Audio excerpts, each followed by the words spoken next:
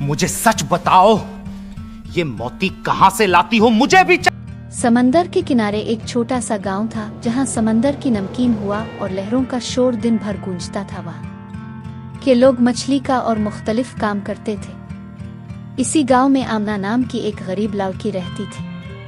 आमना के माँ बाप बचपन में ही गुजर गए थे और वो अपनी बूढ़ी दादी के साथ टूटी फूटी झोंपड़ी में रहती थी। इसकी दादी अक्सर बीमार रहती थी। वो दिन भर लोगों के बर्तन मांजती, कपड़े धोती और शाम को थक कर समंदर के किनारे जा बैठती।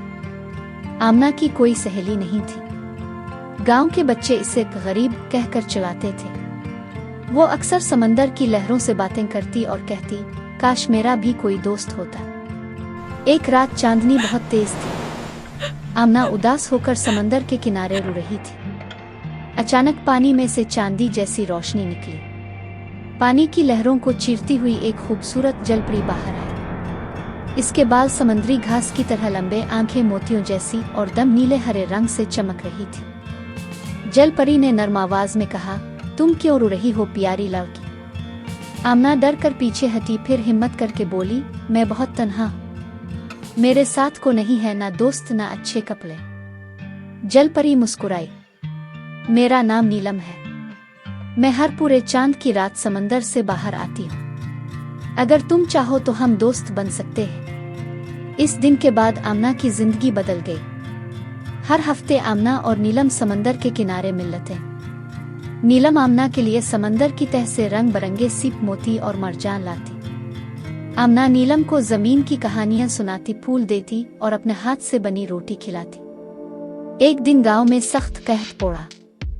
आमना की दादी बीमार हो गईं।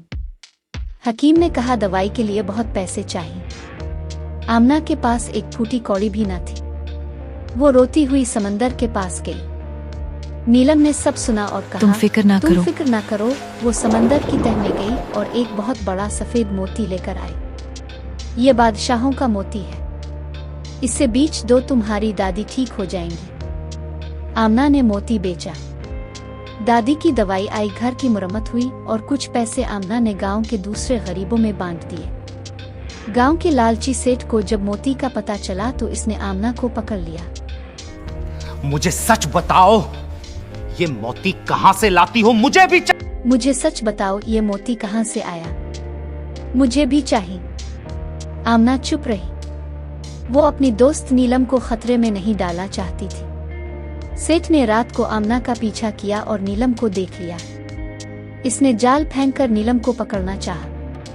आमना चीख कर आगे बढ़ी और सेठ के सामने खड़ी हो गई। खबरदार, इसे हाथ मत लगाना। इसने मेरी मदद की जब कोई मेरे साथ ना था। मैं अपनी दोस्त को तुम्हारे लालच के लिए धोखा नहीं दूंगी। आमना की बहादुरी देखकर समंदर में बड़ी लहरें उठी। नीलम ने अपनी ताकत से जाल तोड़ दिया।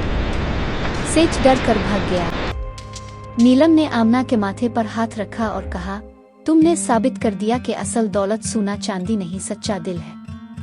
आज से तुम कभी तन्हा नहीं रहोगी। नीलम ने समंदर के किनारे एक छोटा सा जादुई चश्मा बना दिया। जो भी सच्चे दिल से इसका पानी पीता, इसका दिल खुशी से भर जाता।